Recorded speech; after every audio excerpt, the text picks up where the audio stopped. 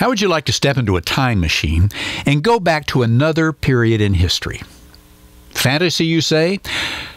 No, it's not. We actually have a time machine today that makes that possible. And it's not some futuristic device. It is, in fact, the airplane. Just get on board one in Miami, Florida, as I just did, and land in Havana, Cuba. It's like going back in time 50 years.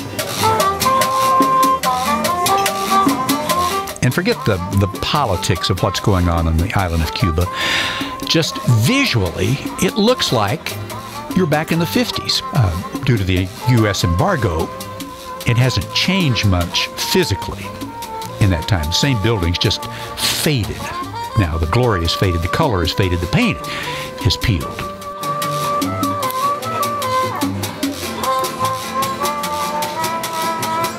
And the streets are filled with American cars because of our embargo. There haven't been new automobiles arriving from the United States.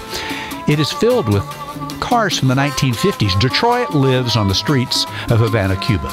And many of them have been repaired and repainted, sometimes with house paint, it looks like, because the cars often are sitting in front of a house that's the same color as the automobile. But they're everywhere, all of these American cars. And it's just like, hey, I'm in American graffiti or something. It's what it looks like when you're on the streets of Havana. But I also got to participate in meeting musicians, hearing their stories, listening to their music.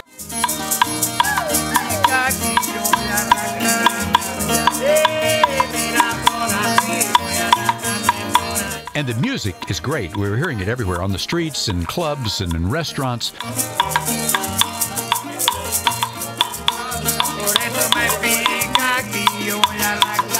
And I also met somebody who was a photographer. Grew up in Brooklyn, New York. His father was a photographer, Cuban-American photographer. And as a kid, when Castro took over power in Cuba, this kid went there as a photographer and has photos of all of those early days with Fidel and his brother Raul and Che Guevara and the beginning days of the revolution. And I met with him and looked at his photos and heard his stories.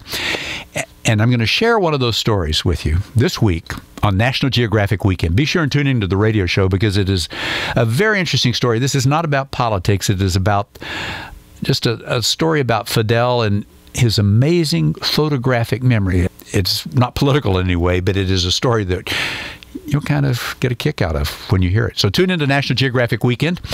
And, of course, if you get a chance to go to Cuba, do it now before it changes, because it is changing. Take the time machine. Fly to Havana.